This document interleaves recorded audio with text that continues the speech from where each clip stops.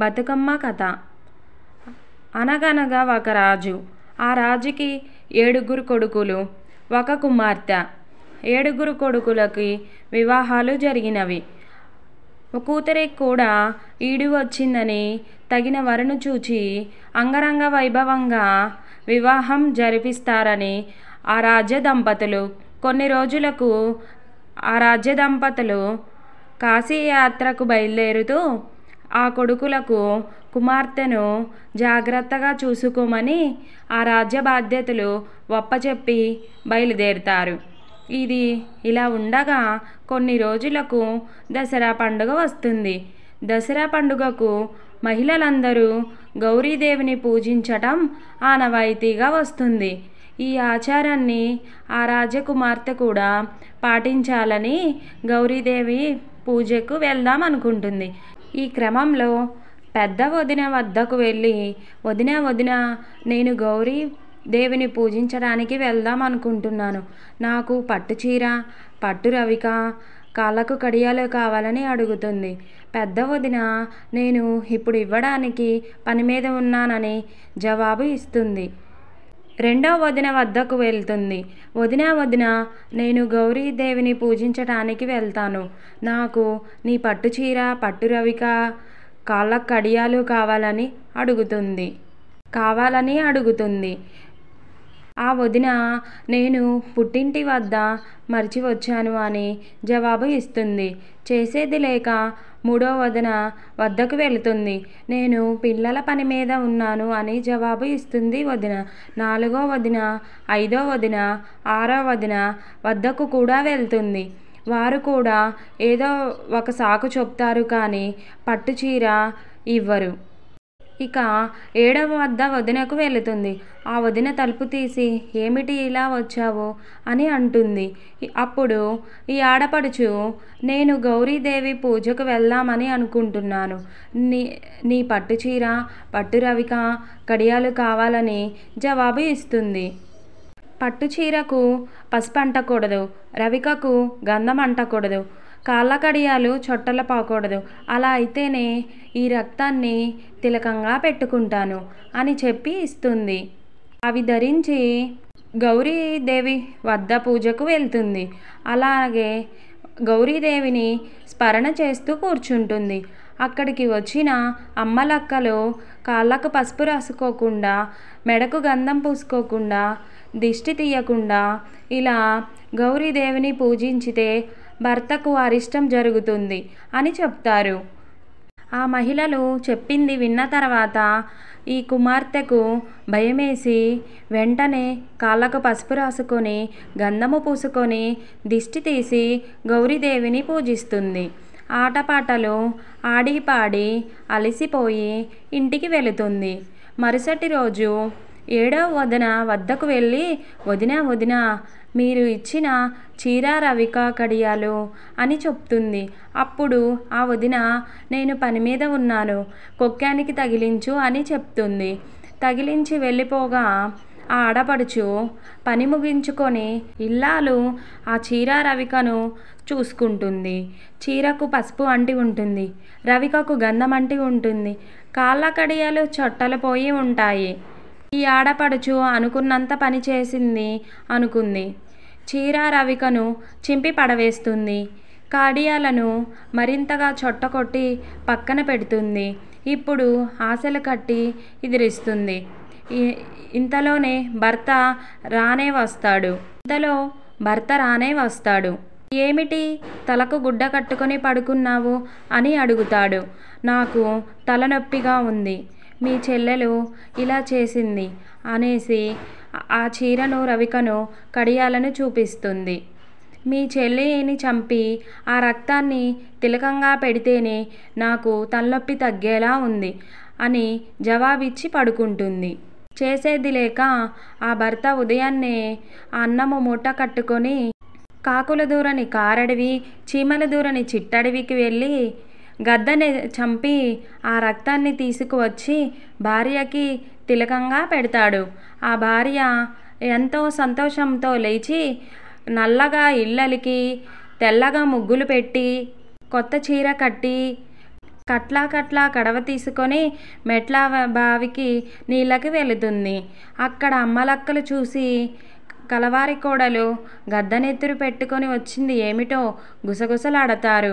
ఇదంతా విన్న ఆ ఇల్లాలు ఆ కడవను అక్కడ పడవేసి చిందులు తొక్కుతూ ఇంటికి వచ్చి మళ్ళీ వాసన కట్టి నిద్రిస్తుంది. భర్త ఇంటికి వచ్చి ఏమిటి ఇలా పడుకున్నావు అని అడుగుతాడు. నువ్వు తీసుకువచ్చిన గద్దనెత్తురికి తలనొప్పి తగ్గలేదు. మీ చెల్లిని చంపి ఆ రక్తాన్ని తిలకంగా పెడితేనే నాకు ఈ తలనొప్పి తగ్గుతుంది అని జవాబు ఇస్తుంది. ఆ భర్త చేసేది లేక మరుసటి రోజు ఉదయము ఆ అన్నాన్ని మూట కట్టుకొని చీమల దూరని చిట్టడవి, కాకుల దూరని కారడవికి వెళ్ళి కుందేలుని చంపి ఆ రక్తాన్ని తీసుకువచ్చి భార్యకి నుదుటన తిలకంగా పెడతాడు. ఆ భార్య ఆనందముగా లేచి నల్లగా ఇళ్ళలికి తెల్లగా ముగ్గులు పెట్టి కొత్త చీర కట్టి కట్లా కట్లా కడవికి తీసుకువెళ్ళి మెట్లవారి బావి నీళ్ళకు వెళితే నీటి కోసం వెళ్తుంది. అక్కడ అమ్మలెక్కలు నిన్న గద్దనెత్తురు, ఈరోజు కుందేలు నెత్తురు పెట్టుకువచ్చింది కలవారి కోడలు ఏమిటో అని చెప్పి గుసగుసలాడతారు. మరలా కోపం వచ్చిన ఆ మహిళ కడవను అక్కడ పడవేసి ఇంటికి వచ్చి తలకు వాసన కట్టి మళ్ళీ నిద్రిస్తుంది. ఆకలితో ఉన్న భర్త ఇంటికి రానే వస్తాడు. అన్నం వడ్డించమని అడుగుతాడు.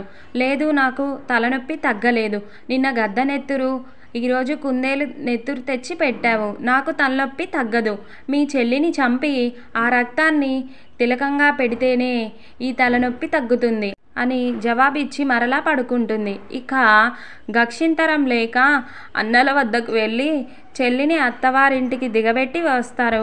అబద్ధపు మాటలు చెప్పి ఆ చెల్లిని తీసుకొని కూడా అన్నము నల్ల నువ్వులు కూడా మూట కట్టుకొని అడవికి బయలుదేరతాడు. మార్గ మధ్యలో అన్న ఏమిటి నన్ను అడవికి తీసుకువచ్చావు అని అడుగుతుంది. అడవి కాదమ్మా, వర్షాలు కొన్ని చెట్లు గుబురుగా పెరిగినాయి అని జవాబు ఇస్తాడు. మరి కొంత దూరం వెళ్ళిన తర్వాత అన్న నాకు ఆకలిగా ఉన్నది అని అడుగుతుంది. అప్పుడు ఆ అన్నము తిందువు గాని చెట్టు నీడన కూర్చుందువు గాని తీసుకువచ్చిన అన్నం మూటను అన్నం తినిపిస్తాడు. ఆ అన్నం తిన్న తర్వాత ఎమ్మటే నాకు నిద్ర వస్తుందని అంటుంది. చెట్టు నీడను సేగదీరమని జవాబు ఇస్తాడు. అలాగే చేస్తుంది చెల్లెలు, నిద్రిస్తుంది. ఇదే అదనగా చూసిన అన్న తను తీసుకువచ్చిన నల్ల నువ్వులను చెల్లి తల మీద ఉంచి గట్టిగా నొక్కుతాడు.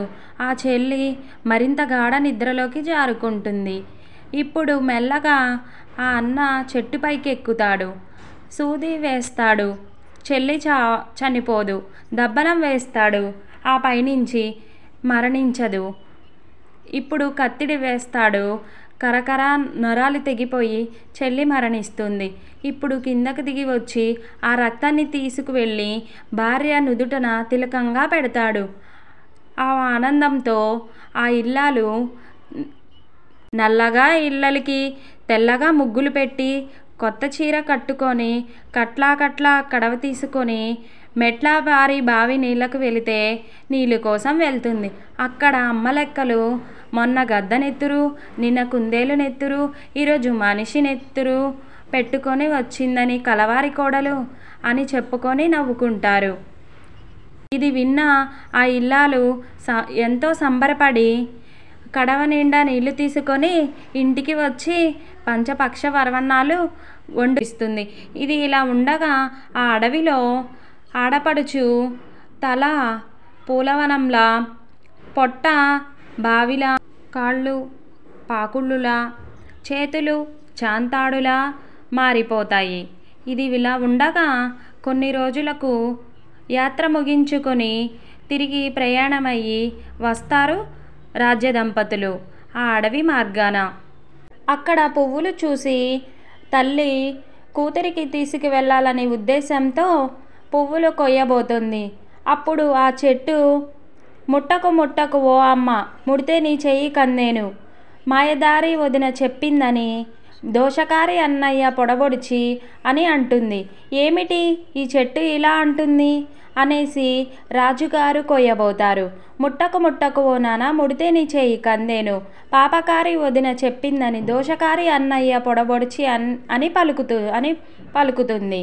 ఏమీ అర్థం కాక రాజ్య దంపతులు 2 అడుగులు ముందుకు వేసి దప్పికన్నా తీర్చుకుందామని చాదన పట్టుకొని ఆ బావికి కూడా ముట్టకు ముట్టకు ఓ నాన్న ముడితే నీ చెయ్యి కందేను, పాపకారి వదిన చెప్పిందని దోషకారి అన్నయ్య పొడవొడిచి అని పలుకుతుంది. ఏమీ అర్థం కాక ఇంటికి పయనమై వెళ్తారు.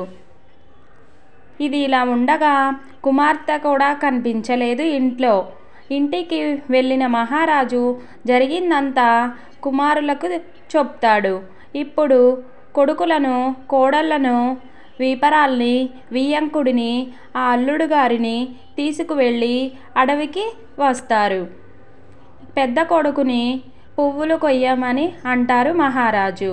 కొడుకు పువ్వులు కోస్తుంటే ఆ చెట్టు ముట్టకు ముట్టకు ఓ అన్న ముడితే నీ చెయ్యి కందేను, పాపకారి వదిన చెప్పిందని దోషకారి అన్నయ్య పొడబొడిచి అని అంటుంది. ఇప్పుడు పెద్ద కోడలు కొయ్యబోతుంది.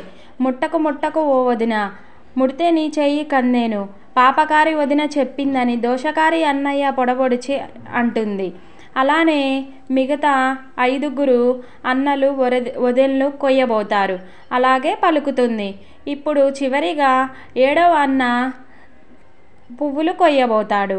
ముట్టకు ముట్టకు ఓ అన్న ముడితే నీ చెయ్యి కందేను, పాపకారి వదిన చెప్పిందని దోషకారి అన్నయ్య పొడబొడిచావు, సూది వేశావు చావలేదు, దబ్బలం వేశావు చావలేదు, కత్తి వేశావు కరకర అంటూ చనిపోయాను అని చెట్టు పలుకుతుంది. ఇప్పుడు 7వ వదిన పువ్వులు కొయ్యబోతుంది. ముట్టకు ముట్టకు ఓ వదిన ముడితే నీ చెయ్యి కందేను, పాపకారి వదినవు కాబట్టి దోషకారి అన్నయ్యకు చెప్పి పంపినావు. అన్న పడబడిచిపోయి తూసి వేసినాడు చావలేదు, దబ్బలం వేసినాడు చావలేదు, కత్తి వేసినాడు చనిపోయావు అని బెదిరిస్తుంది. ఇదంతా విన్న ఆ రాజ్య దంపతులు దుఃఖంతో అదే అడవిలో ఘోరమైన తపస్సు చేస్తూ కొన్ని రోజులకు శివపార్వతులు ప్రత్యక్షమై ఏమి వరం కావాలని కోరుకోమంటారు. మా కుమార్తె మాకు కావాలి అని వేడుకుంటారు. అప్పుడు శివపార్వతులు మీ కూతురు పసుపు రాసుకొని గంధము పూసుకొని గిస్తి గీసింది కానీ అక్షింతలు తల మీద వేసుకోలేదని చెప్తారు. ఆ దోషం కారణంగా ఇలా జరిగింది. మరలా వచ్చే దసరా పండుగ అప్పుడు 9 రోజులు గౌరీదేవిని పూజించి ఆ అక్షింతలు తీసుకువచ్చి ఈ వనం మీద బావి మీద వేయండి. మీ కుమార్తె మీకు మళ్ళీ బ్రతికి వస్తుంది అని చెప్పి అంతర్ధానులవుతారు. చేసేది లేక 1 సంవత్సరం పాటు వేచి చూస్తారు. దసరా పండుగ రానే వస్తుంది.